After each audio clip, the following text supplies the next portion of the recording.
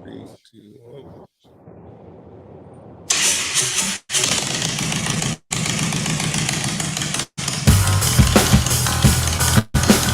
Welcome to the Big BoneYard. Enter at your own risk.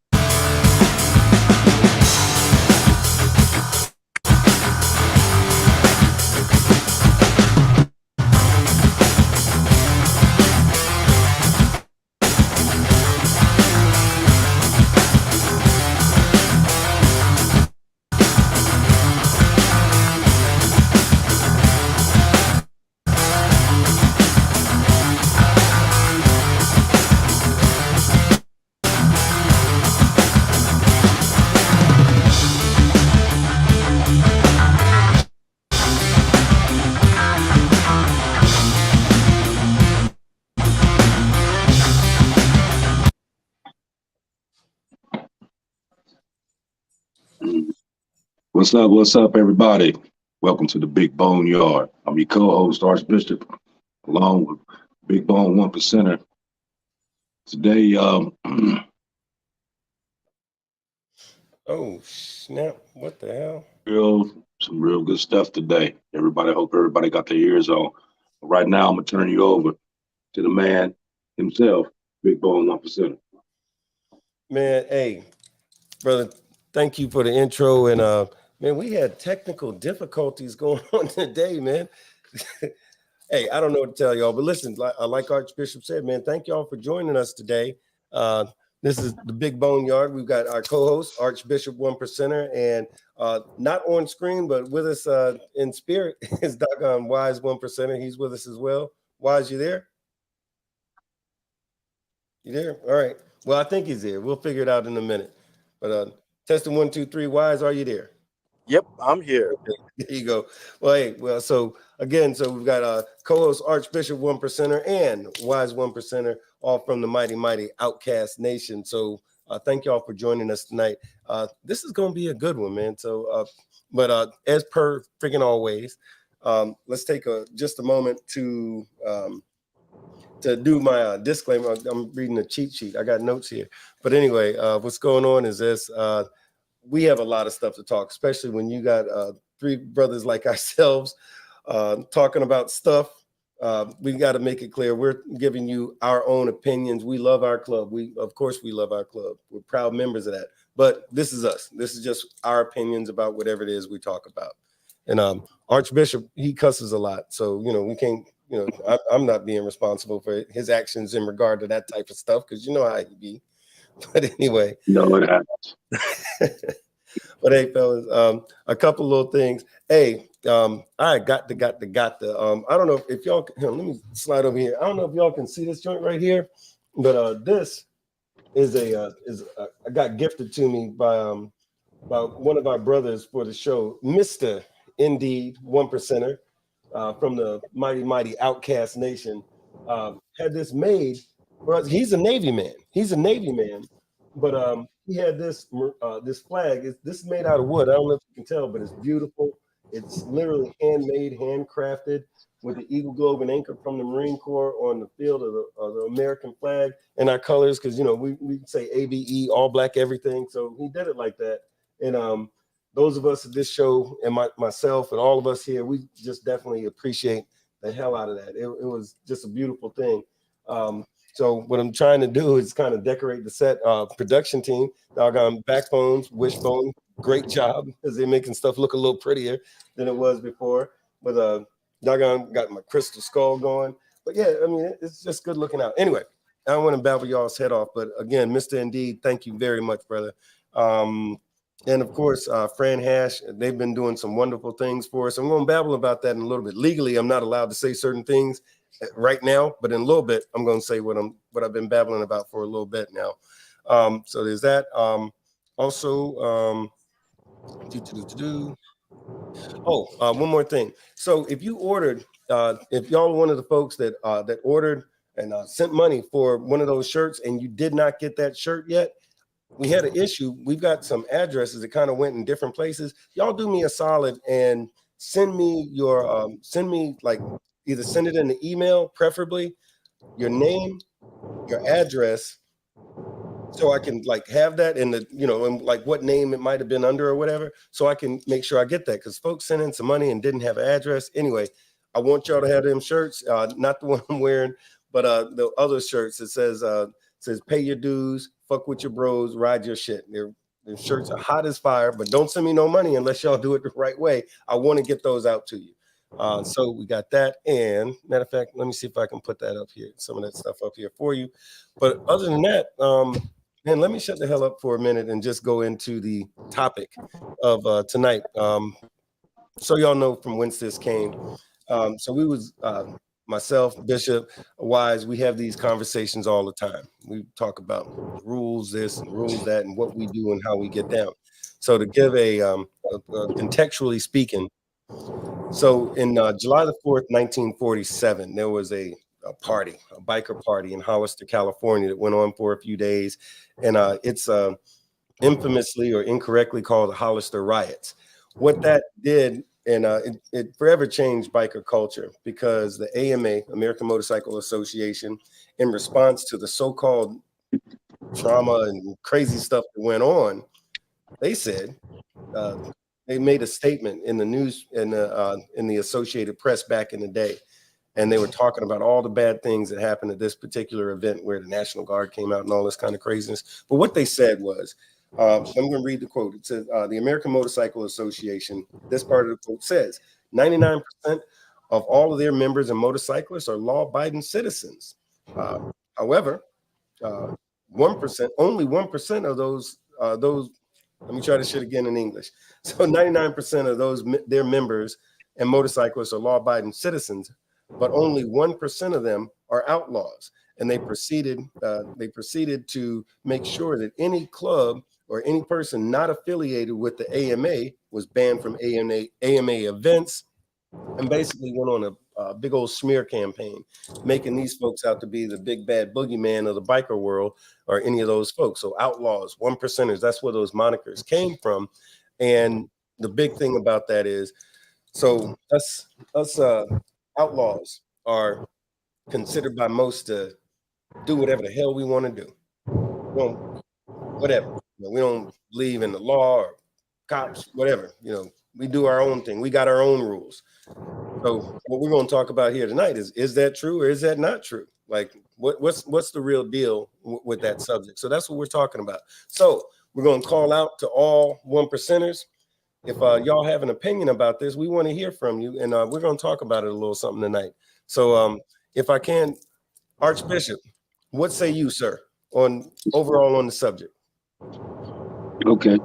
Well, the overall part of the subject is that just like you said with the breakdown, you know, you 99% of all people are law-abiding citizens. They follow the rules. They do everything down the line the way they're supposed to, according to the Bill of Rights, Constitution, what have you.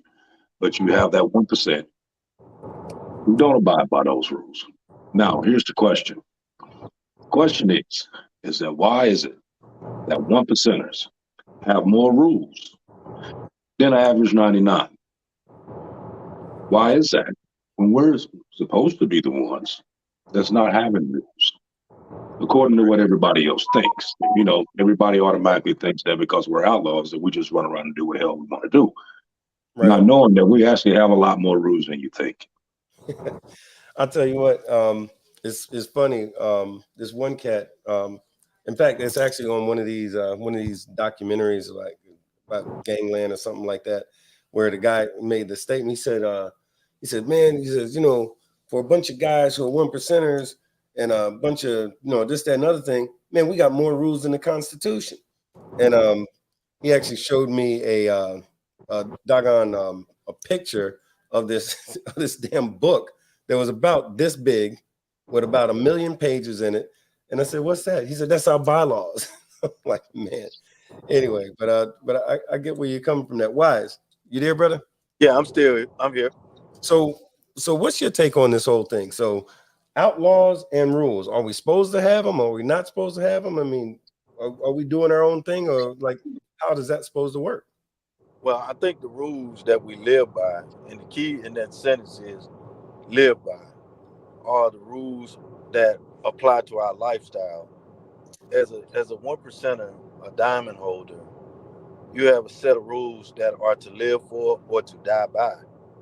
And those rules are they're different because they are a way of life. You live that every day of your life, and should you not live and adhere to those rules, it could cost you a lot. So the rules that we adhere to are the rules by which we govern ourselves are on a different level. I would like to say that without those rules in any organization, especially the type of organization that we belong to, the rules are paramount because they keep order. So gotta have them, just part of life. I mean, I feel. Let me. I mean, I see where you're going with that, but so let me do devil's advocate type thing.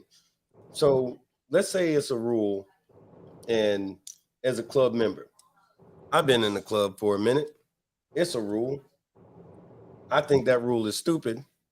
I choose not to follow it. What really? I mean, for real, is it really that much of a big deal if I don't follow the rules? Or, I mean, I heard what you said, but like, like there's rules about not running red lights, right? People run red lights. There's rules about no smoking in the boys' room. People do that. Like what if I just don't follow the rules?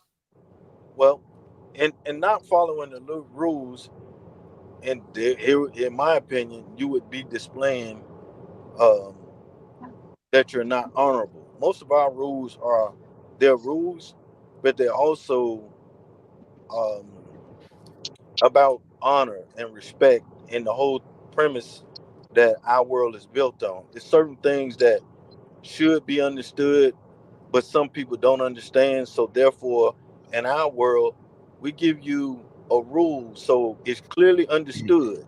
Now, outside of that rule, if you choose to break it, because it's so clearly understood, the rule itself, then the punishment or the consequence is clearly understood also.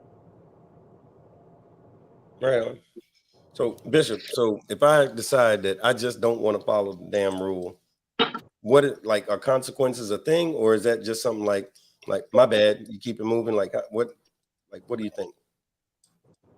Well, every rule has a consequence. Um, you got to think about it like this.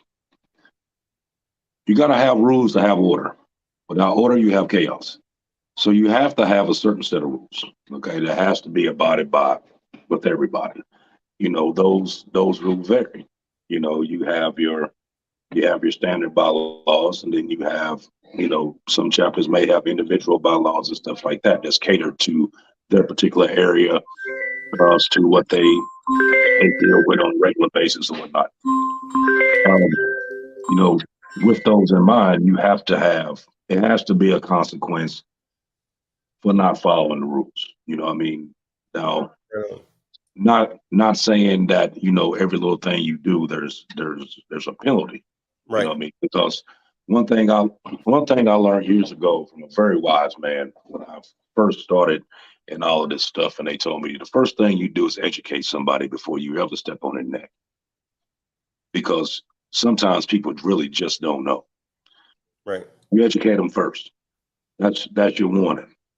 After then, if they continue to do it, then either they're being defiant or they're retarded. One or two. Right. How do you differentiate between because I think I know where you're going with that, but how do you differentiate between somebody when they just don't get it and when they're being defiant? Well, if you break a rule, okay, let's just say that you just break some regular, regular rule. Somebody tell you like, okay, you're not allowed. You started off tell you like, yo, you're not allowed to do that. Okay, cool. You don't do it no more. And when you have, people who do the same offense over and over and over again. They already know. They know what they get. They know what they can get away with and what they can't. Some ride that fine line, you know what I mean? It leaves that gray area in the rule, and they ride that, you know. Right. You have, you know what I mean? So you gotta, if you like is what they call like a habitual offender. That's what you can say. If you consistently doing the same shit over and over again, you know damn well what you're doing. Right. I see what you're saying. So yeah. So now, hey, Wise. So let's say you got a member. Wise is many of y'all know. Wise is a lifer and outcast, well known throughout the country. He's been, I imagine, I heard tell of him, fucking up here and there, but at the same time, I've also heard tell of him doing some fantastic, wonderful things, getting it in ways we ain't gonna talk about here, doing his damn thing, So you've been on either side of you've been righteous and you've been not so righteous. What is, if somebody's fucking up, right? What do you do? Like as a brother, as a chapter, like how do you move about that?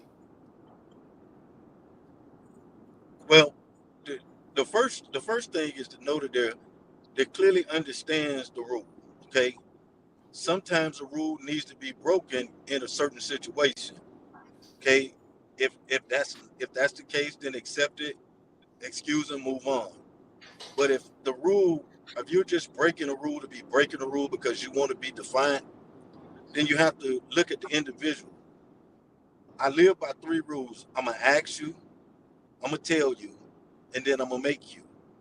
If it gets to the point I ask you not to break the rule, then I'm gonna tell you not to break the rule. And then if it goes any further, then we'll deal with that on the last consequence.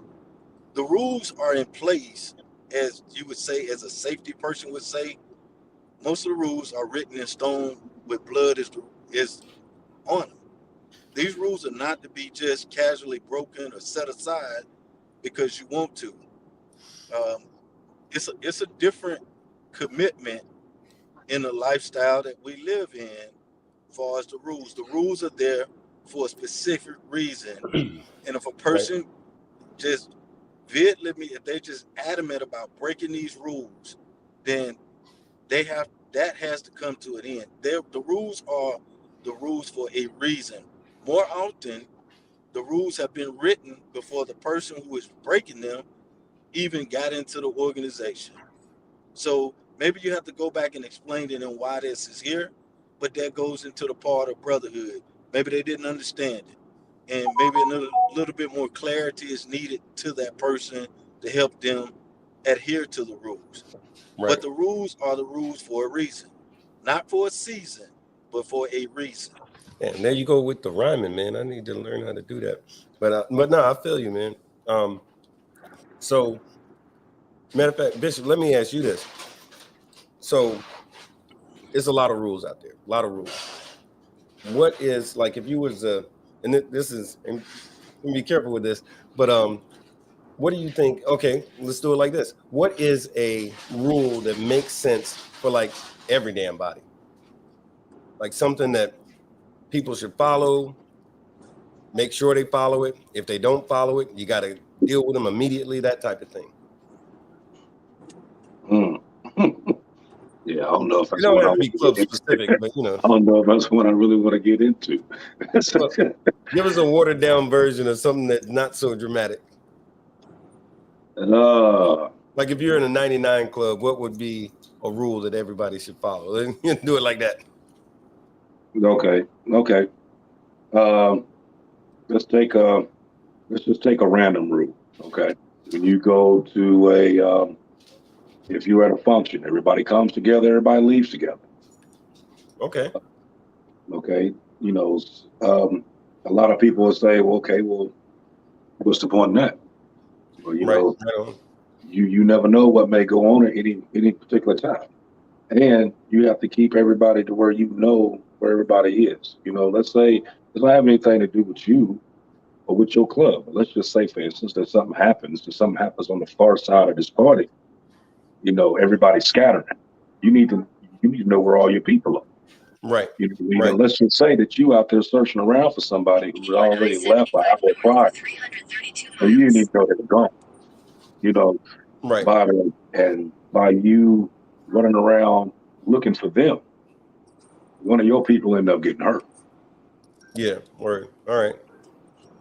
So show up together, leave together. And that's like, so, but let's say you got a guy who he decides everybody's leaving, I'm not. What, if anything, do you do about that? Well, he should You know, leave when everybody else leaves. But right. if he chooses not to leave, when everybody else leaving, then know that whatever anything goes on from that point forward, that's on you. Right. Right. Right on. Wise. What's a rule everybody should definitely follow, no matter what club they in?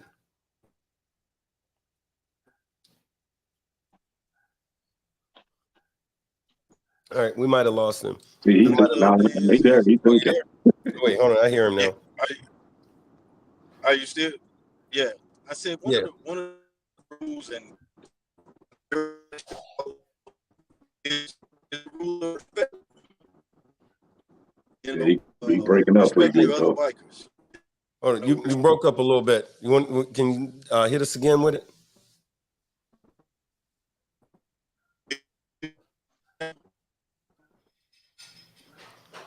Okay. Hey, Wise, you breaking up on us a little bit. So I'm going to take this opportunity to see if we actually had a call in. I'm going to see if we can get him back on the phone. Let's give it a shot real quick.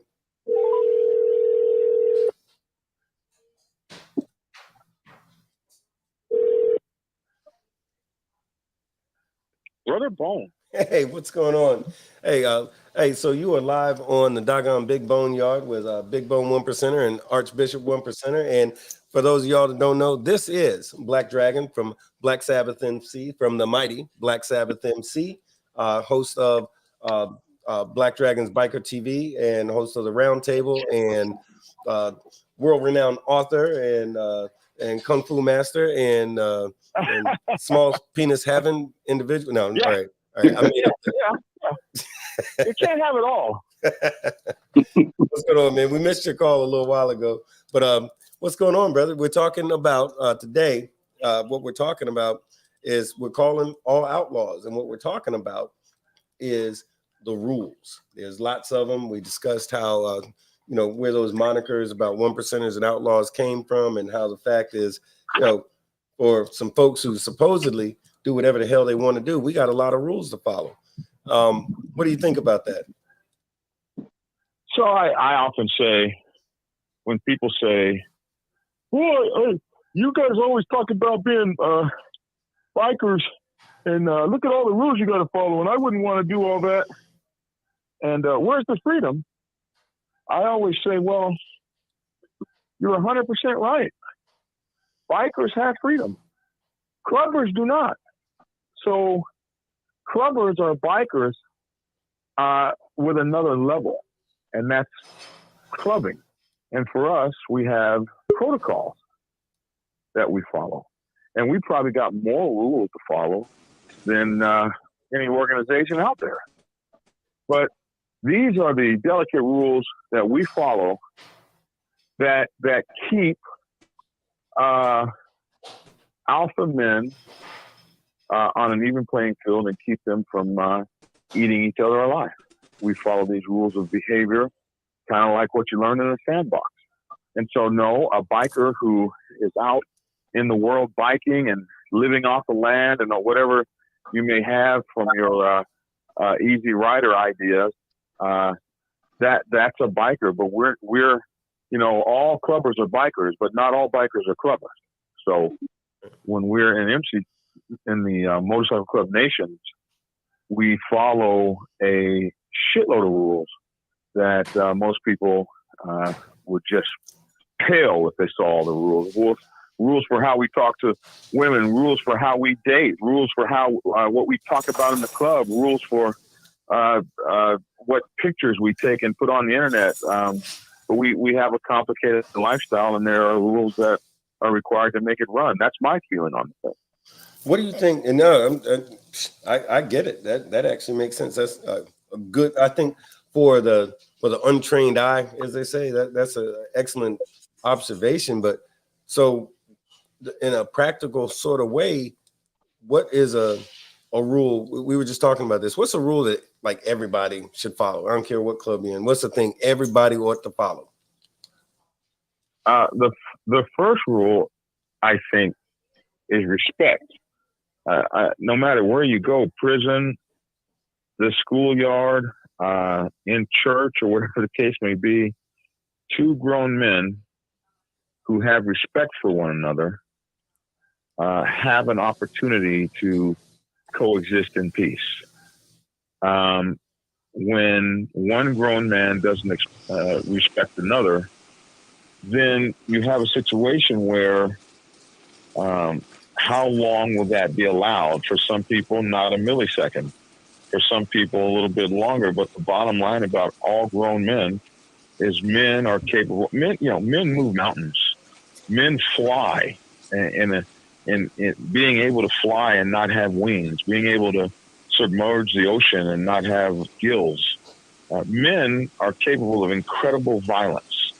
So no matter what man you're dealing with, if you're dealing with a grown man, if you don't respect them, you could have problems. One of the biggest things we say when we meet is love, honor, and respect. Honor and respect. I show you honor, I show you respect, and I may or may not show you love. But as long as that respect word is there, two people can communicate and things can happen. So I would say that's the first law of preservation within the motorcycle club communities is respect, mutual respect. I'd say the second law would be keeping your word. So nothing is stronger. You have nothing more. Nothing is greater than your word. So if you show respect and you keep your word, I think you've got a good 90% of it knocked out. I know a few weeks ago, actually it was on the BoneYard. We had a conversation when we were talking about some of that. We were talking about women looking to their local MC to help teach some of these young men specifically, about respect, honor, integrity, that kind of stuff. And I agree. I think all that stuff is important. But let's say, for example, this might be more for you, Archbishop, because you know how we get down, and sometimes maybe you don't necessarily appreciate somebody else. But what if you legitimately, in particular, let's say between clubs, what if you don't respect them? What, if anything, what consequences are there? And I guess it's different whether we're talking about somebody outside of your organization versus somebody in your organization. Not that we have that problem, but Well, let me say this: there's been a lot of times that I had a disagreement with somebody, well, whatever reason. I respect the club. I respect her position. I may not respect the individual. Now, okay. that doesn't mean that that I'm gonna go after everybody in that club. You know what I mean? I gotta disagree with this person right here. The only one that I got an issue with is that person right there. And it takes a lot to get you to that point. Because like you said, people mess up along the lines. You know what I mean? Yeah. You give people a certain amount of rope to hang themselves with, what they used to say. Right. So it's some people are just defiant by nature. Yeah. Some people will lie to you just for the sheer point of lying. That's why when someone told me a long time ago, you waste more energy being mad at somebody than to trust them. And he said, no matter what you do, you trust the individual for who they are, but trust that you know them well. Meaning, Okay. you know a snake to be a snake, you know a liar to be a liar, you know a thief for being a thief. He can never make you upset because you know what he was. If you, in turn, got upset for that reason, it's because you didn't do your research. You didn't know who this person really was from the beginning. So trust that you know him well. Right. So, right. so even though I may have an issue with someone, you know, I'm not gonna like totally just disrespect you in front of everybody. I'll deal with you accordingly. But there's rules to that. Right. Right on. So, hey, Wise, you there? Wise, are you still with us? Yeah, I'm still with you. So, on that same accord, on the same vein of topics, what do you think, as far as what you know, and because you've been around for a minute, so there's 99 side, there's our side of the fence. What's a crazy ass rule that you think the hell was they thinking? Because I think everybody's had that come up a time or two. What the hell was you thinking? Well,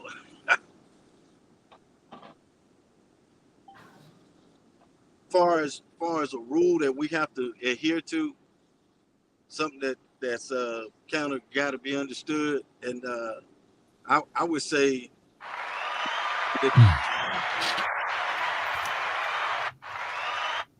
I'm sorry, go ahead. That was just some applause because Black Dragon just joined us on this. Okay, yeah. I would say Dragon just joined us on this. Hey, turn your volume down, Dragon. I'm getting reverb. I'm sorry, as you were saying, Wise. I would say some of the aspects in the rules as far as the dating inside of the club. Oh, okay. Like, yeah. How so? It's just kind of like some of the stuff should be clearly, as Dragon said earlier, some of the it's just kind of like some of the stuff should be clearly, it should already be clearly, as Dragon said earlier, some of the it's just kind of like, turn down your some of the stuff should be clearly, it should already, as Dragon said earlier, some of the it's just kind of turn down your some of the stuff should be clearly. You still there? We're getting a little reverb. That might be from you, Dragon. You turned it down? Okay. Did he? Is it me or is it Dragon? It might be Dragon. It might be you. But everybody turn everything down that's not doing this thing. So we get it might be Dragon. It might be you. But everybody turn everything down that's not doing this thing. So we get okay. Good. All right. As you were saying, Wise. All right. Some of the as you were saying, Wise, as it pertains to like dating and things of that nature. Okay, can you hear me? As you were saying, Wise, yeah, we're still getting some feedback, but we'll work through it. Terrible. Well, here, I'll kind of jump in there and see if I got it, because I think I understood from whence you were coming.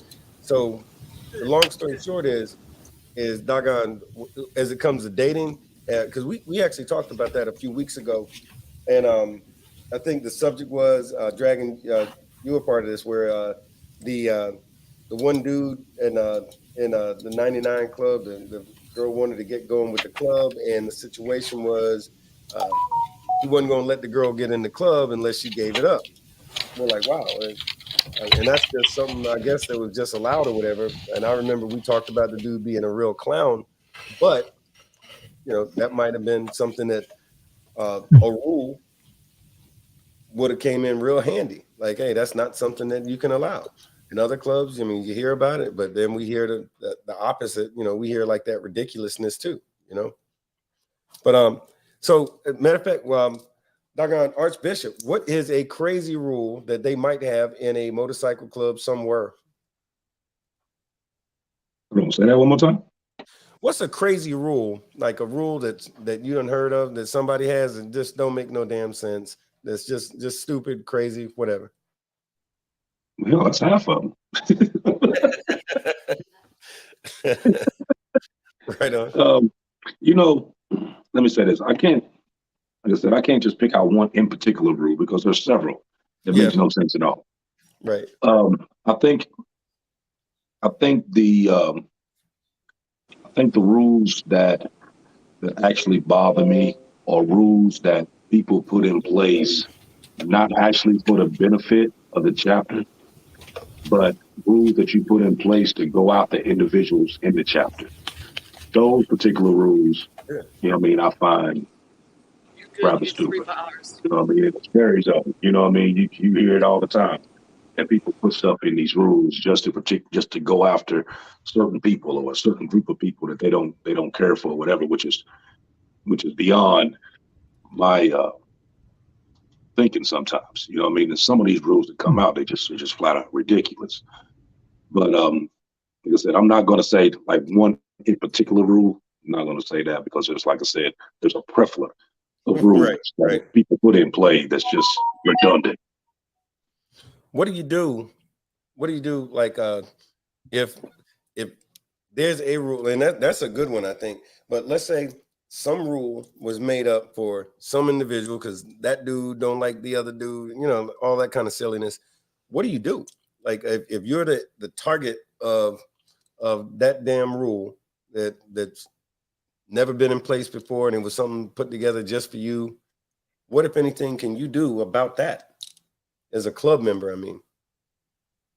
Well, you know, I think it's just not for the individual.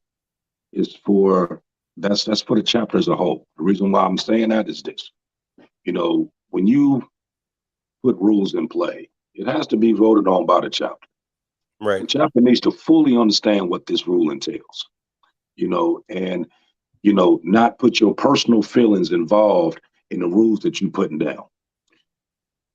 The reason why I say that is because you find at times when you put out rules that way, one time or another, either you or one of your friends or whatever is going to fall on that rule.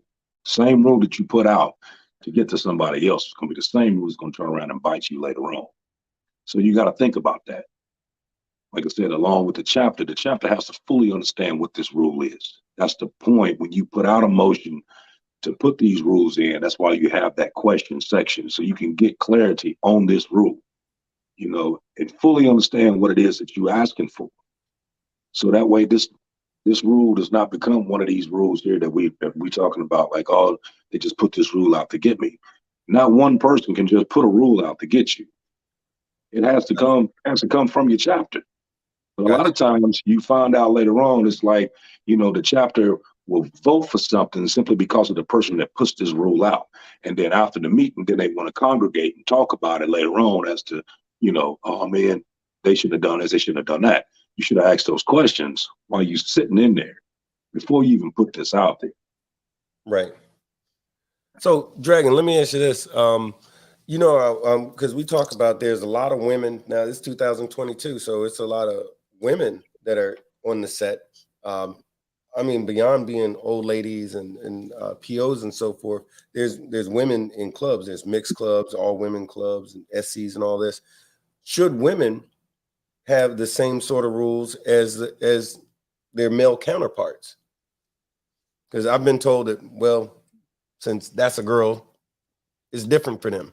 Is it? Well, you know, I don't think it's different for them.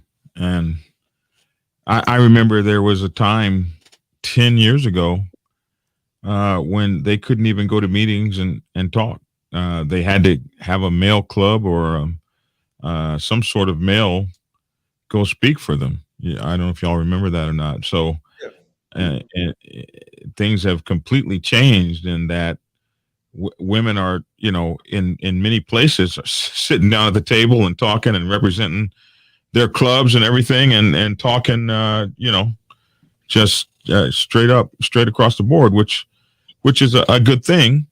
So if they're going to come into this environment and operate in this environment, then they absolutely need to know the rules and, you know, generally how clubs should operate and how protocol and respect should be done.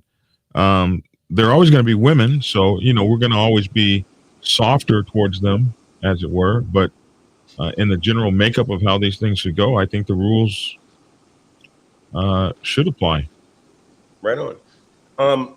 So Misunderstood, our friend from Down Under, Misunderstood Down Under has a great question. His question is, what do you do if cliques vote unjust, a rule that's unjust? Let me read it exactly. What do you do if the cliques Cliques mean like a little group of folks within your club. What do you do if the cliques vote in a rule that's unjust? Archbishop, you want to take it? Well, give you the good news and the bad news. The bad news is that if you outnumbered and that to the point that vote got passed, not very much you're gonna do at that point in time. Yeah. You know, the other thing I can tell you is that whatever rule that they did put in place, and you feel that they put it in place to get at you, then don't do what they put in place.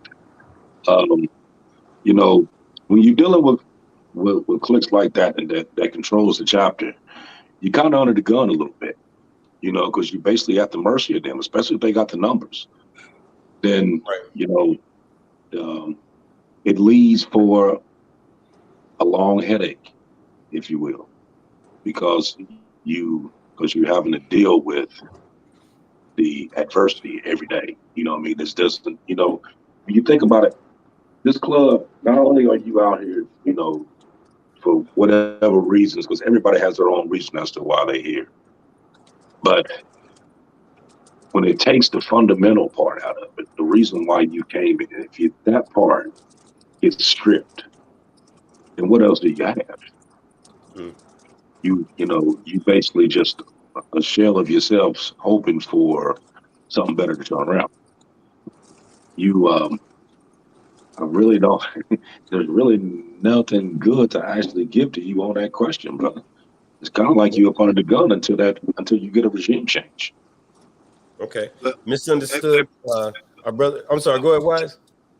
I would like to say, add to what Bishop was saying in the aspect that I think notation is everything. If you get a rule that you feel that the rule is biased and as he described it as a trap, I think that when it comes down to for the good of the club or the notation part, that's your opportunity to speak on that.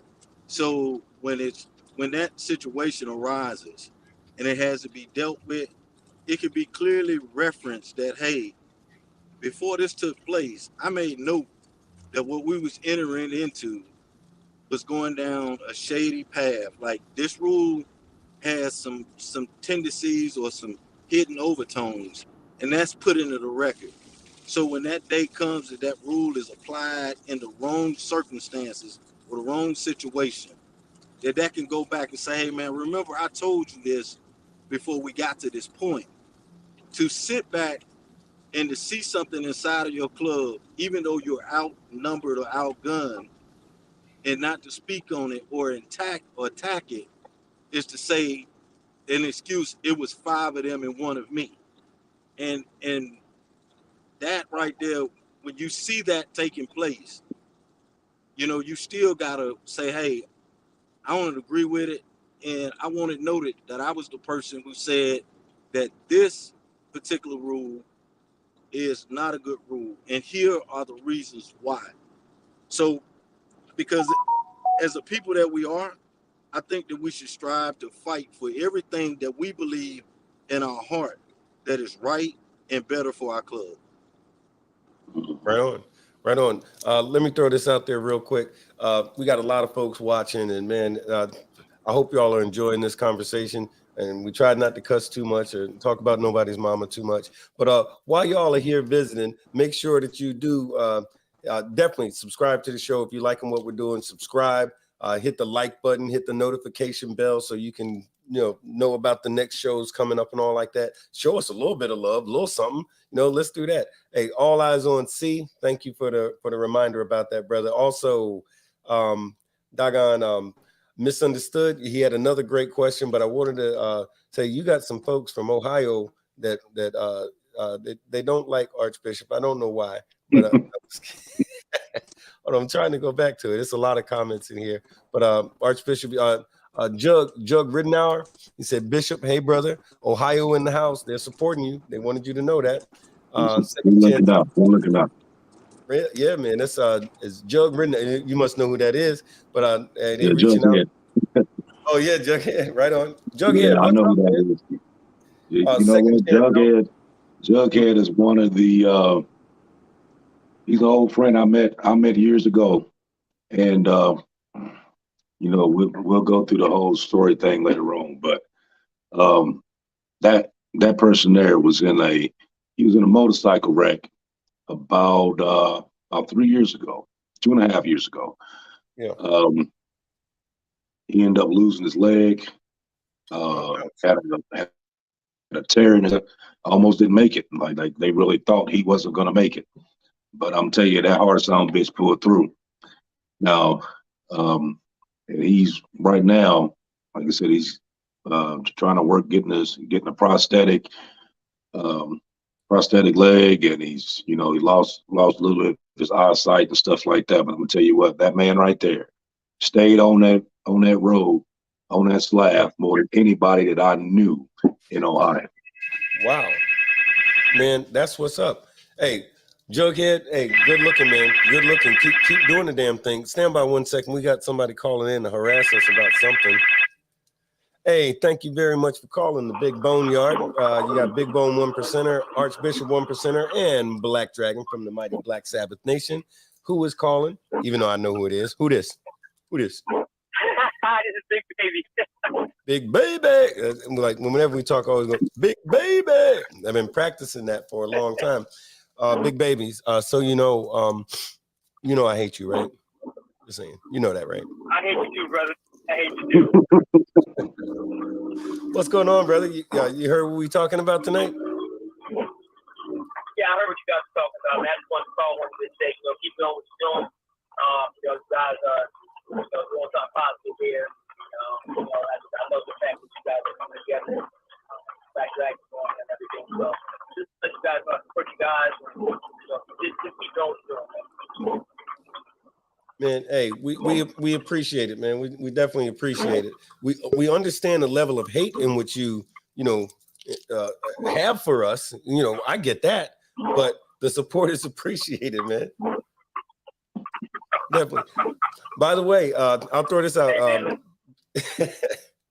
Hey, Big Baby helped out instrumentally in one of the first promos that we did around the time for my birthday promo. Big Baby helped out with that in a fantastic way. That shit is hot. People still talk about it. So good looking, man. We definitely appreciate it. So man, anything I can do to help, man, you guys let me know, man. Just stay positive. You could help us by answering one question. Now, those of us that have been on the show tonight, we are, very decent law-abiding people, and we do not break rules. But you, on the other hand, you're known to be a law-breaking, non-rule following individual. So as a non-rule following individual, what, if anything, could you tell us what prompts you to break these rules? Or a person like you, let's say it's not you, somebody else. I mean, let's just say I started off calling in here breaking the rules because I didn't even respect one of my licenses. So I apologize, my brother. How you doing, Brother Wise? Right on. But I don't know what you're talking about, man. I follow all the rules. All right, right on. Hey, a matter of fact, all right, while we're at it, one last question. If you could make up a rule, not for the club, but for just in general, if you could make up if you could make up a rule, institute a rule for the motorcycle community, what would it be? If I can make up a rule, I would say stop trying to create protocol and follow it. Okay. All right, I dig that. See, I'm a big fan of tradition, so I dig that. Yeah, man. You have a lot of people. I say this a lot, on our side. With growth comes ideas, but sometimes you have to kind of sit back and understand, man. Because we've been surviving for years on what you know and what they've been doing, and and how they run things. It doesn't make sense to come in and change everything. Me being semi-new to the nation for 4 years going in, but I mean, at the same time, I had to sit back and listen, understand what these brothers have done to pave the road for me. And that's that community as a whole, lot of people don't want to make sure that we just try to follow what we're told. Stop trying to recreate the wheel, man. Okay.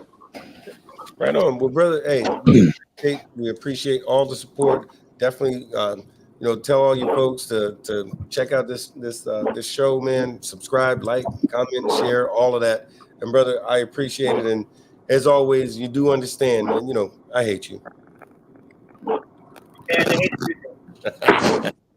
All right, man. Hey, so that was Big Baby from Outkast. So here we go again.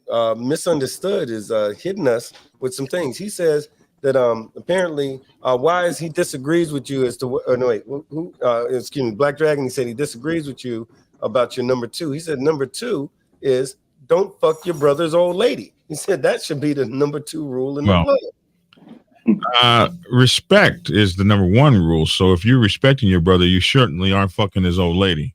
There's the top 10 and you can interchange any one of those, but lying to the club, stealing from the club, fucking your brother's old lady. I mean, all these are in those top tiers that all follow, like you could say respect and then A, B, C, D under respect. These are the things that fall in there. And he's right. I mean, it's right up there. I'm like, don't even, if you haven't called me up and told me that you're going to ask for my old ladies to like you on Facebook. I don't even like that, especially when you got a badass old lady and 90% of your club is like friends with her on Facebook. Like, where the hell does that happen at? But hey, right. Listen, I got to get out there and get to my show, which I'm 9 minutes late over here messing with you. But I love you, respect you, brother. And I want you to come over on my show. The topic will be when the club clicks up. Ooh. And Archbishop, you're definitely welcome to come as well, brother. I appreciate that. All right. Yeah, I'll do that. Appreciate it. Shoot me the digits, man. Yeah, you got the link in private chat right over here, and I sent you the link to your and we got OG Weasel over there too as well. Right on. And Wise is definitely invited if he wants to come as well. Whoever you want to bring. All right, y'all. Thank you. All unexpected people. It's an honor to be over here. It's nice to meet you, Archbishop. You too. I've seen you, so I've heard about you, so it's good to meet you. And Wise, it's good to talk to you, man. Did I just hear doggone Redbone in the background? No. I heard no. Somebody. I thought I heard Redbone. No, I think you heard the father just called me and he automatically clicked. I know what, and so before you go, just so you know, I know why you said what you said, because see, for those of y'all that don't know, doggone that funny looking so-and-so Black Dragon, his old lady is smoking hot. So he's got some internal issues. Please don't blow that girl's head up. Y'all take care, man. All right, man. Hey, thank you for coming by, man. Thank you for coming by. Man, you know what? I just want to say this last thing. I'm so proud of watching you. Look, man, all this stuff we talked about for all this long time. And you're doing it, man. And your show is doing well, and you're doing it, and you got some good people on your show. I'm just, I'm blessed. I'm blessed because a lot of the folks, just a lot of folks that support the effort, man. A lot of people like this biker shit, and it shows. Bikers step up like nobody else. I don't give a damn. Your best friend in the world ain't nothing if they're not, you know what I'm saying? It's like it's a different kind of a thing. Us bikers get down different, man. We support each other different. So, but I appreciate it, Dragon. We'll see you in just a few, man. All right, man. Take care. Nice meeting everyone. Bye-bye. Right on. Always a pleasure. Oh, you know what? Why? So, I'm sorry. Go ahead. Yes, sir. Hold on. To go back on what we was previously talking about when he said that he disagreed about the number 2 thing about going somebody's leg. Right, okay. right. Let's clear that up. Okay. Now, do I believe that should be a rule? Absolutely. Absolutely. Yeah. Because sometimes people just get beside their damn self and they know that that's your old lady and they still on her IM. They still hawking at her whenever they get a chance because they're thinking that she ain't gonna go back and say nothing. Okay. Now, to the ones that actually get something out the deal, you can't blame the bro when your girl went for it. She should. So he may be guilty, but she fucking wrong.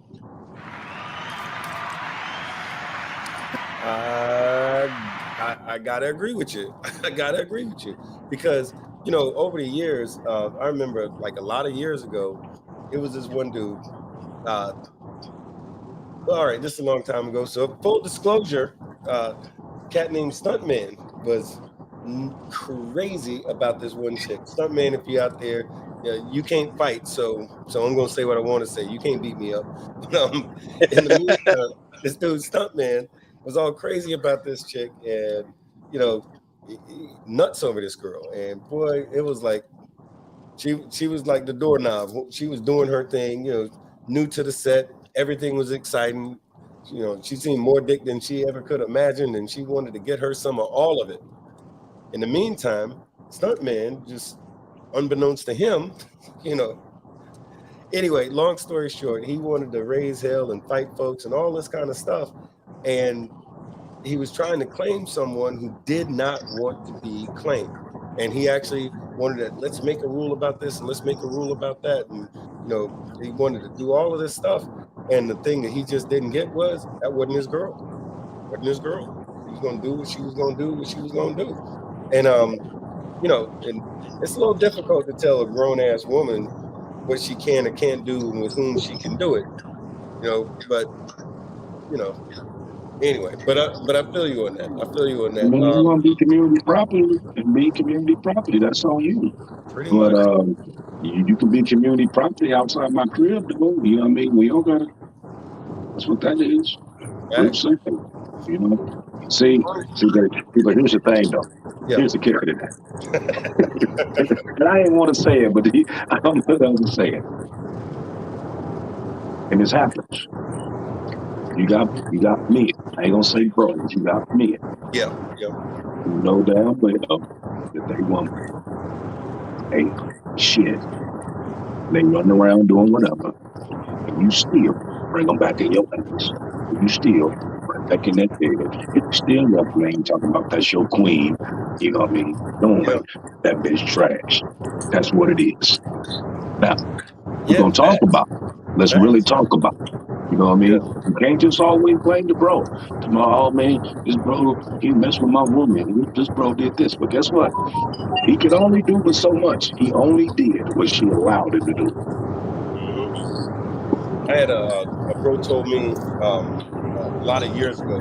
We had this big thing going on with my old club a lot of years ago. And was going to the first time going to we had a chapter up in Virginia. We were going to visit that chapter up in Virginia. And we were having a conversation amongst ourselves down here in Florida as to who was bringing who and how we was going to transport folks, who's on bikes, who's like some of the old ladies who's going to be in a car and all like this. And we had the conversation with the I think it was the number 2 in Virginia. He was like, y'all doing what now? He goes, man, he says, that might be okay for Friday. He said, but Saturday, he said, don't bring nobody you love to the clubhouse. I said, say what now? He said, no, don't bring nobody you love to the clubhouse. It's going to be a problem. He said, half these motherfuckers look like Shamar Moore and the rest of them look like Denzel. He said, don't bring them to this clubhouse. It's going to be a problem. You know what? That's one of the first things somebody told me. I called my woman in at the clubhouse years ago. They was like, is that your girl? I'm like, yeah. So like, that's like your real girl? Like y'all live together, that's your girl? I'm like, yeah. He's like, you care about her? I'm like, sure. Don't bring her back.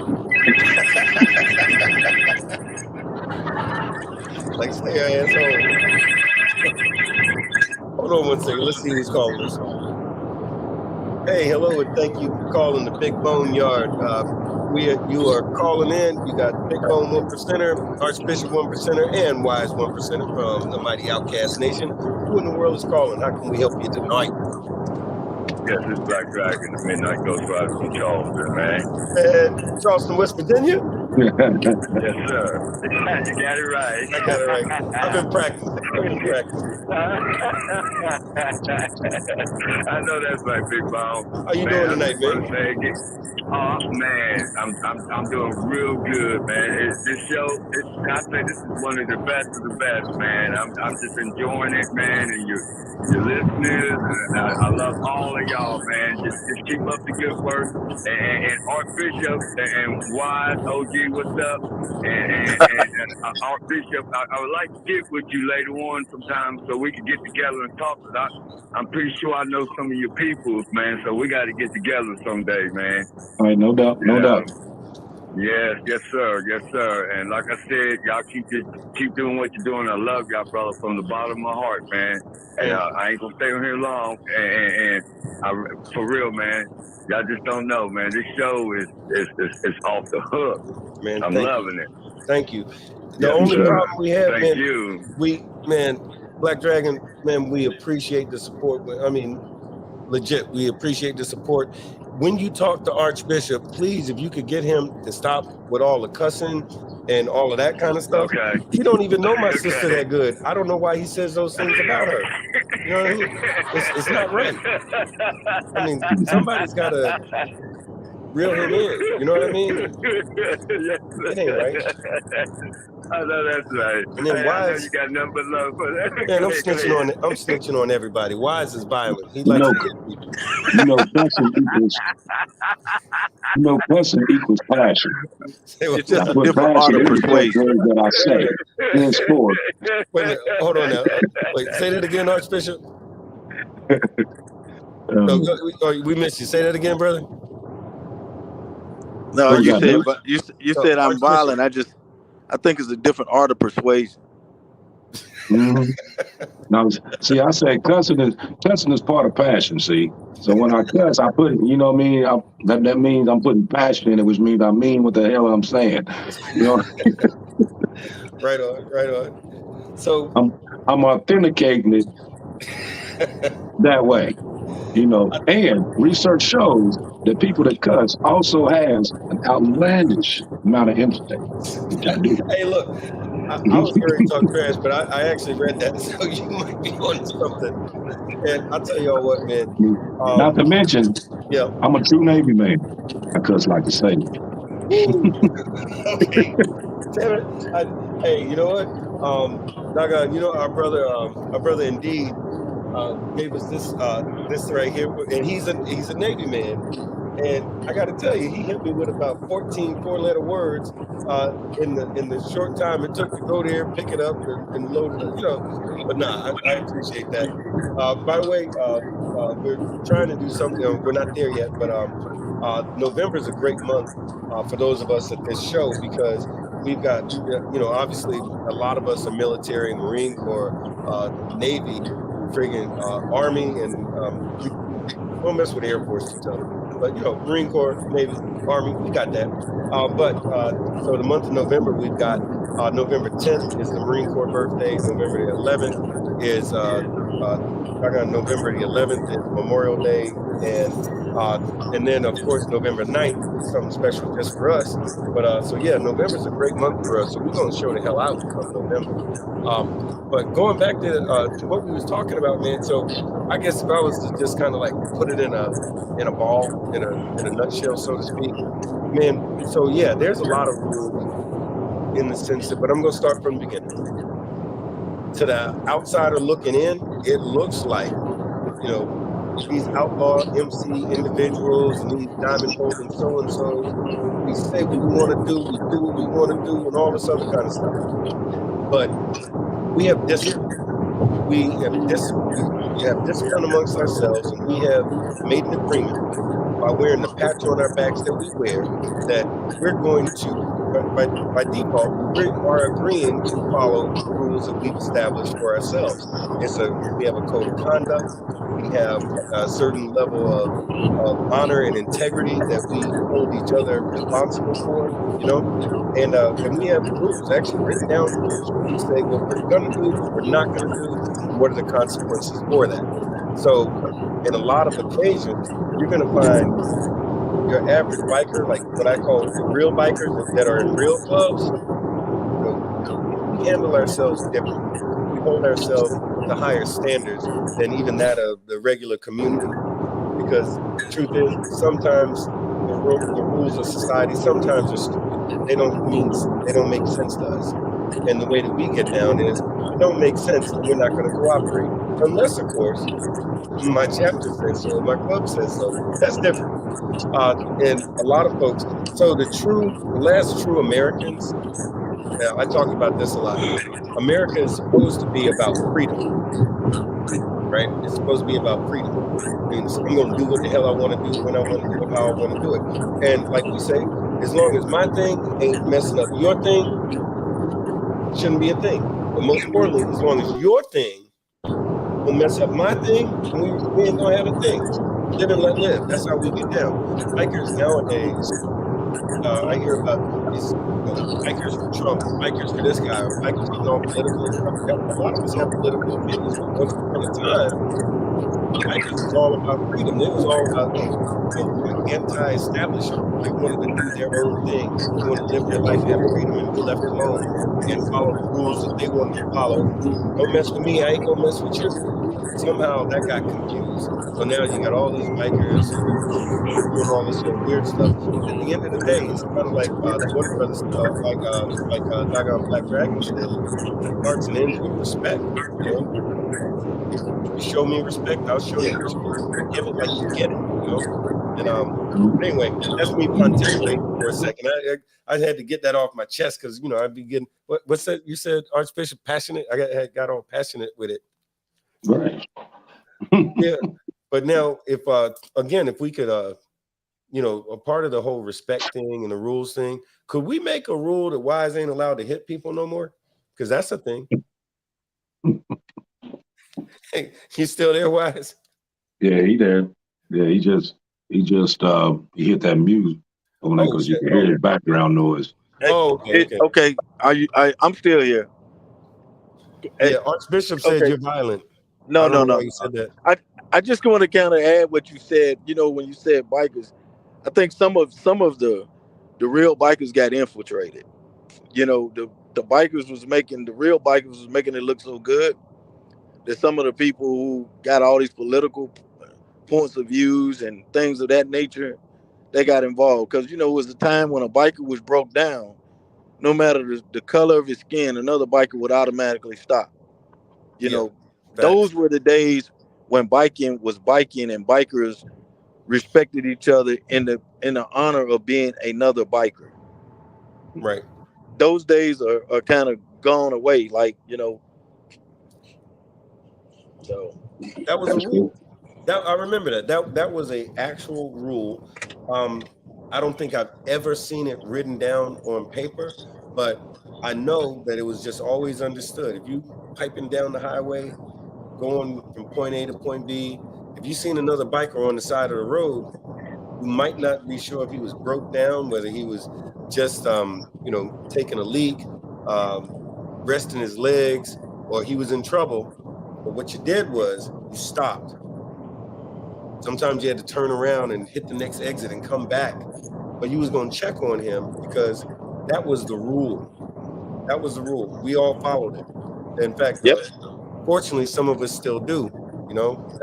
I've had many a times I broke down. Matter of fact, I'll share this with y'all. I was, I don't know, about 5 years ago, I was coming back from Detroit, go figure. I was coming back from Detroit. So 5 or 6 years ago, I'm coming back from Detroit and had all kinds of issues with the bike. And I broke down in a town called Cartersville, Georgia, and which is like at the top end of Georgia. But I broke down in Cartersville, Georgia, out in the middle of freaking nowhere. And I made 2 phone calls. I called my chapter president, and I was like, where the hell was I? So I'm like, let me call somebody. I'm like, where was I just at? I was in Tennessee. So I called Chattanooga, Tennessee, talked to their boss, and talked to my chapter president. And they both said the same thing. Hey, don't worry about it. We got you. Got you. Got you. I'm like, oh, okay. Great. I went into the little gas station, that little food thing, sitting there, 20, 30 minutes later, a dude from a whole other club who I've never met a day before in my life, a dude named Quake. Some folks that know me have heard this story before, but I seen the largest living American black man I've ever seen before in my life. Dude named Quake. If you're listening, Quake, what's up? Quake was from a completely different club called the Zulus. And the only Zulus I ever knew about was in Ohio, like as far as ones I had met. But this dude Quake showed up, and you ever seen a dude so big that like they talk funny when they can't talk right because they're so damn big? They're like, "What's up? I need extra air," like this, right? So this dude said, "You Big Bone?" I'm like, "Yeah, I'm Big Bone." I'm looking at this dude's huge. He goes, "Your people said to come and check on you till you get right. I got you." I don't know this man from the man on the moon, right? And so Quake showed up. I said, "Oh, okay." I look outside. I'm looking for like the truck and the trailer, right? I'm looking for how he's going to help me out. And I'm like, "So, I don't see a truck or a trailer." He goes, "Yeah." And here's the part that freaks me out. No kidding. This dude said, "They told me to make sure you don't get dead or nothing while you in Cartersville. That's what I'm here for." I said, "Okay, well that was guess that was good to know." But anyway, this dude just stood there for about 30 minutes, didn't say shit. Every now and then he'd look around to make sure I guess I wasn't still dead, Yeah, he's still alive. And after that, about 30 minutes later, a bunch of white dudes rolled up from a certain well-known diamond club. They rolled up deep, about 25, 30 deep, truck, trailer, the whole thing. Long story short, these cats grabbed me up, picked me up. My bike was fucked up. I'm in Cartersville, Georgia. I'm like, "Oh man." We went back to their clubhouse, had a great time. After 0:30 in the morning, I'm like, "Hey, I got to get on down the road." And they say, "Oh, you can stay." I said, "No, I can't stay. I got to get back. I got to get on back down the road." They said, "Oh, well, where are you going?" I said, "I got to get back to Florida." I said, "If it's cool with y'all, let me hang out till I'll call my folks. They'll come and get me." I called the folks. They said, no, we got you. Actually, I asked, "Where's the closest clubhouse to where I am?" They said, "Well, you going north or south?" I said, "Florida. I got to go south." He said, "Well, damn, that's all the way down in Atlanta." I said, "Hey, let me hang out. They'll come and get me." No. We got you. I said, "Man, no. Come on, fellas. I'm thinking I don't want to pay people gas money and all this kind of stuff because that's going to be real expensive." They said, "No, we got you." Long story short, loaded me up, boom, drove me. The truck, trailer, the whole nine, and an escort, took me all the way to what we call the big house in Atlanta. And we get there, and the folks there, like, hey, they know these same cats. Big old party. Went on till 8 o'clock the next morning. I'm like, man, would not take a freaking dime. I mean, I tried 4 or 5 times. But man, I appreciate it. They're like, "No, hey, we don't do that here." Well, I don't know about where you come from, but we ain't taking no money from you. So it goes back to, and long story short, everything got right. They watched out in a huge way, but that goes back to the rule. That's a big rule in Georgia. Somebody goes down, you stop the world to take care of them. That's a rule. And they move different. And Quake, if you're out there, don't try to fight me because I told the truth about some stuff. Hey, listen, I'll get ready to ask you. When you was out there talking to Quake, he said he had to make sure that you didn't get hit in the road, whatever. No, he said his exact words was, "They told me to make sure that you don't get dead while you're in Cartersville." Mm-hmm. And he wasn't joking. I'm like, okay, so during that conversation, you said he was bigger than life, right? Huge. I mean, so what if he like looked down at you and was like, "You gonna eat your cornbread?" Dude, that was him. I swear to you. That was this dude, man. That was this dude. I was like, what in the world? I was like, and my PO was with me, and she did like this the whole time. Oh my God, yeah. But it was all right. I'm like, hey, if you got to send a guy to keep me from getting dead, I guess he was the right one. But no kidding, though, man. It was all right. But you know, it's about that. Everything goes back at some point or another. About the show we did last week, it really goes back to brotherhood, because this whole MC thing that we do, it is a brotherhood, and it is about the respect and them rules. I think rules are just like the embodiment of, like, how do you legislate brotherhood? That's a hard thing to do, because it's like it's supposed to be in your heart, but for those cats that aren't real clear about what that means, so now you got rules. You know, that's what it feels like anyway. At least that's what Wise said one time. Wise, matter of fact, hey, oh shit, we got Wise on the line right now who could probably give us a wiseism about the subject. Oh, and we see you too. Oh, wait, hold on. I think we got an eyeball there. We see you, but we can't hear you. Hit your mute button, Wise. You back? Are you there? I'm still with you. Okay. Wise, all right. You know, I be doing my wiseisms all the time. Wise, what is a wiseism in regard to brotherhood? Well, brotherhood, in order to be a brother, I say you first got to show a brother what a brother is, and that starts with you.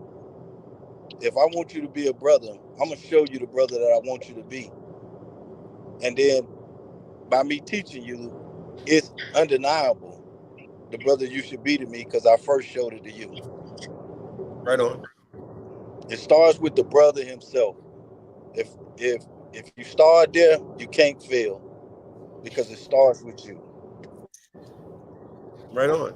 Right on. Now, see, the neat thing about doing this thing is, even though I'm not going to remember word for word, I can play it back, scribble it down, and a month from now, when I'm telling that to people, I'm going to pretend like it was me.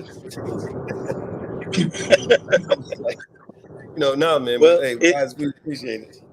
That is you, because you're my brother. So what I have, you have. And right on, brother. See, look, that's it. So I swear I did this not that long ago. I was explaining that Wise said, damn, and it's weird because you're hearing him talking to you. I ain't kissing your ass, and I ain't kissing your ass. I'm just gonna repeat what you said now. But Wise explained it like this. He says, brotherhood is a burden, and brotherhood is when you want just as good or better for your brother as you want for yourself. And when he gets it, you're glad about it. I was like, man, so that hit me different. You know what I mean? Because I'm like, hey, I get that. You know what I mean? It's like, because you know, it's always, anybody out there ever had, and I know we're getting off the subject a little bit, but any person listening, if you've ever had like a come up, something good happened to you, I don't know, you hit the lottery or got a great job or new bike or something like this, and folks that you thought was going to be real glad was just sort of, that's nice. That's cute. Like that, you know what I mean? So, if you weren't sure, that person is not your brother, that person's not your sister. If they're not as happy for you as you are for yourself, that person's probably not your brother or your sister if you're a woman, Misunderstood said, is expanding your club in new areas by yourself without certain clearances from your club breaking the rule, but where you doing this, the club has no chapters? It's a good question. Archbishop, what say you? Read it again. And is expanding your club in new areas by yourself without certain clearances from your club, is that breaking the rules? But where you're talking about, but in the area that he's talking about, the club has this particular club, this dominant club, I'm assuming he means, that dominant club doesn't have any chapters there. So is him setting up an area without, now, I know in Australia they call it sanctioning. No, excuse me. In the UK they call it sanctioning. In Australia they call it clearances. Here we call it a blessing. But what do you think? So basically, he's saying that about a club setting up, in an area with no that they don't have permission to be. Right. Is that breaking the rule? That depends. Is it a OMC or not? No, go ahead, Wise. Go ahead. Now from what you just said, you said that the club itself hasn't said it's okay for that person to do it. Right. The dominant did not give the okay. No. No, he in violation. Yeah, that's simple. And the reason why is because here we go again. As an individual, as a part of a club, you cannot, under no circumstance, act as an individual.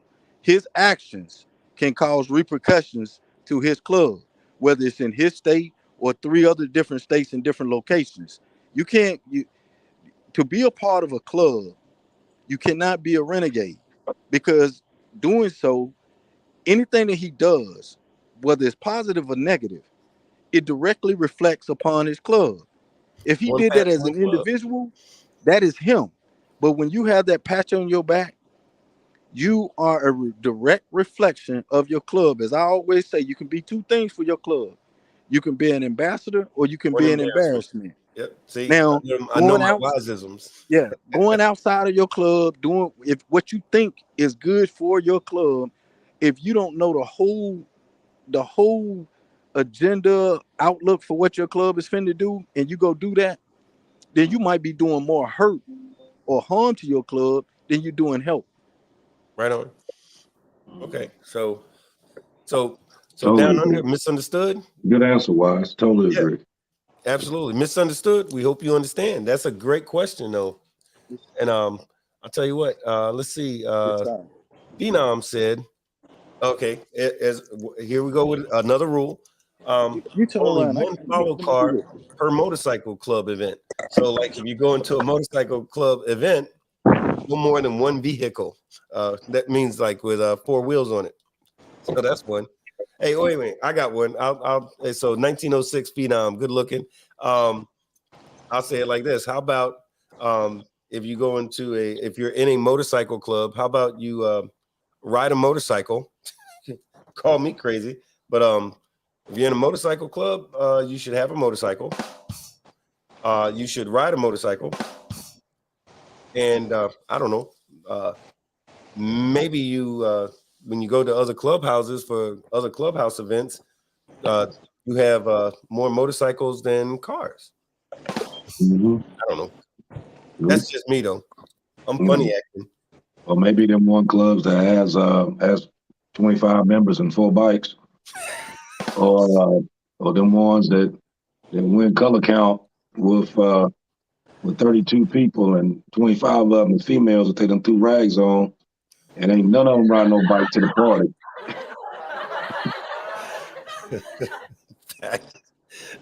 Yeah, true. I know on the 99 side, they do this thing where they give out big trophies. So I've Yeah, seen, what I'm talking about. yeah, them 6 Okay. trophies. They're like, hey, the biggest, what they say, the most rep club, the most rep club is gonna get this 6-foot trophy. So they slap a set of rags on anybody they ever met since birth and say, I need this trophy. Yeah. You know. Yeah, Oh for my God. 3 hours, this is you. So hey, look, if this sounds like you that we're talking about, and you don't appreciate it or your feelings are hurt, then fuck you. I can say that kind of stuff. Right. You can do that. Hey, so while we're on the subject, between now but before we hit 1,000 subscribers, which we do not have 1,000 subscribers just yet, but after that, YouTube is going to give us a hard time about cussing words and telling people to fuck off and all that kind of stuff. So, but for right now, when we're still under that number, we can act a complete fool and show our entire ass. So Yeah, for a minute. sounds good. That sounds real good. We'll cross that other bridge when we get fucking there. Yeah, Right. I'm saying We still need subscribers though. so what? I said, but we still need subscribers first and foremost though. So we Yeah, man. Look, if y'all on there, please, like, comment, because we do want to hear what you got to say. Y'all can call in, but most definitely, like Archbishop just said, make sure you subscribe to this thing and hit the notification so you can know when we're doing the next thing, and like that kind of stuff. We appreciate the support. Y'all helping us out in a big way. We appreciate it. We keep trying to get the good word out there and stuff. But other than that, man, I tell you what, it's about, we've been at this for a little bit tonight. So I guess we're going to get ready and wrap up. But if we can, say again. Not just yet, but maybe.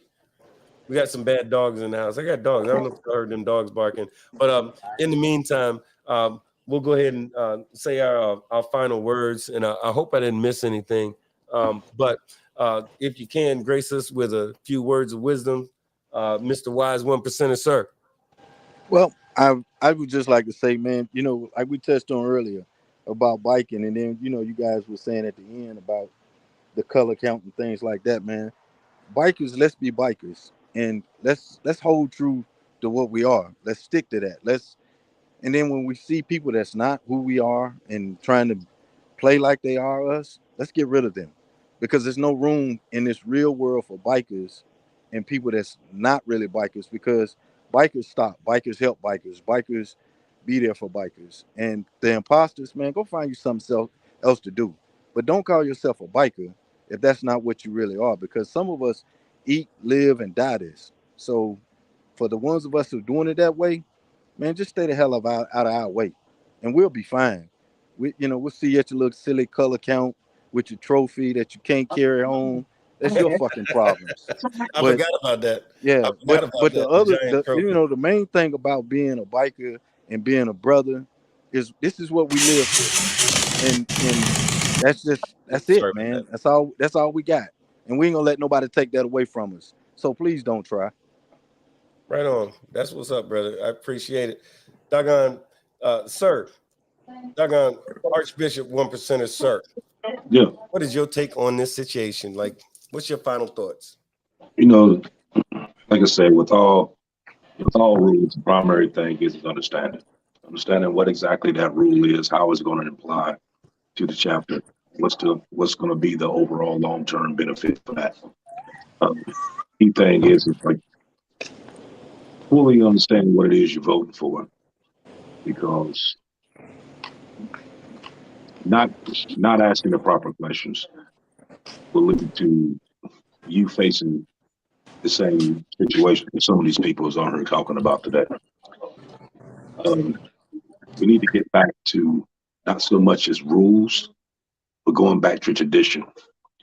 If we go back to the actual tradition of how this stuff started, how this motorcycle world even began, I mean, from a 99er standpoint to a 1%er standpoint, getting back to the actual true traditions of how this stuff was done, how it was laid out, and us being older to where we know this and able to instill this in the newer people is the plus. That's the biggest thing. If you want to change something, then have the knowledge to get with any individual and be able to show them the right way. If you don't have that knowledge, ain't no point in talking. Man, word. No, I'm with you, man. And I think just if here I go with my little nutshell, is that I really first of all, I really appreciate you guys being here. Y'all are the best co-hosts in North America, and that includes most of Canada too. So but no, man, for real, man, this is what it's all about, man. My whole idea, me and Dragon used to talk about this back in the day, but like, what if like you had some bikers in a bar that's just sitting around having a beer, talking about whatever subject might happen to come up, and what if somebody could be a fly on the wall and like catch some of that, right? And that's what this feels like, and it's legit. We keep it 100. Dibber, by the way, Dibber gave us a shout out from the UK, man. Dibber is like the realest mofo across the pond, and we always love hearing from you, man. Mikey Jones, doggone Heather, doggone Helen Mills, aka Loca, man, we appreciate it. But anyway, but this whole thing, man, we talk about rules, but y'all might notice a certain trend. No matter what subject we talk about, it has a tendency to go right back to brotherhood and respect and brotherhood, because pretty much that's sort of like the foundation of all of this biker stuff. So when you're in, I don't know, in the grocery store or riding down the street and you see some biker looking so-and-so and they got a thing on their back and all like that, don't twist your face up and all like that. the knee-jerk reaction would be, man, that's somebody who has some loyalty to somebody. That's somebody who has some obligation to somebody. That's somebody's mother. That's somebody's father. That's somebody's brother. That's a real important person to somebody's life, because bikers, man, we get it in. We get it in. We love hard. We care hard. We protect hard, you know. But going back to these rules, yeah, we got rules just like anybody else. We got rules. We just don't always necessarily appreciate rules that are enforced on us that don't make no damn sense. You know, why are you gonna put a stop sign in the middle of my street for no reason? You know, I'm being facetious, but you know what I mean. So yeah, we do what we need to do. And the way we get down is like this. Once upon a time, if a man disrespected another man or tried to do something to his family, that man was going to handle it, because there was no such thing as the police. There was folks out there in the community, even now, who they have a certain situation, a problem or a concern, and 911 ain't going to fix it. Sometimes it takes a brother that looks like one of us who might intervene on that person's behalf to help them, and they appreciate it. So those of y'all that know us probably already do love us, and guess what? We love y'all right back. So yeah, bikers do love folks. We love a lot of folks. But in the meantime, hey, bless y'all for taking time out of your day to spend time with us. Deborah said we're gonna have 1,000 pretty soon. The 1,000, the 1,000 rule is BS. Okay, I appreciate it. But look, hey, y'all, thank you for coming out and spending some time with us tonight. We're going to be doing this again next week about 7 p.m. I said about 7 p.m. We're on biker time. We ride motorcycles and stuff. So hey, y'all good looking, man. And thank y'all for joining us tonight on the Big BoneYard. We really appreciate it.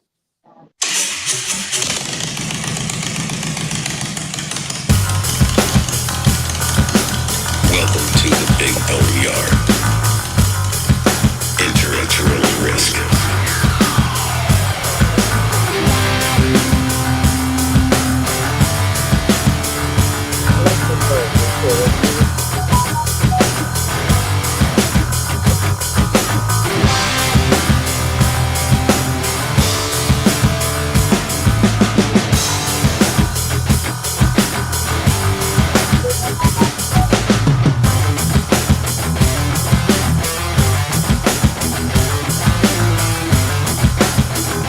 Now you crack one open, huh? Yeah. Hold on.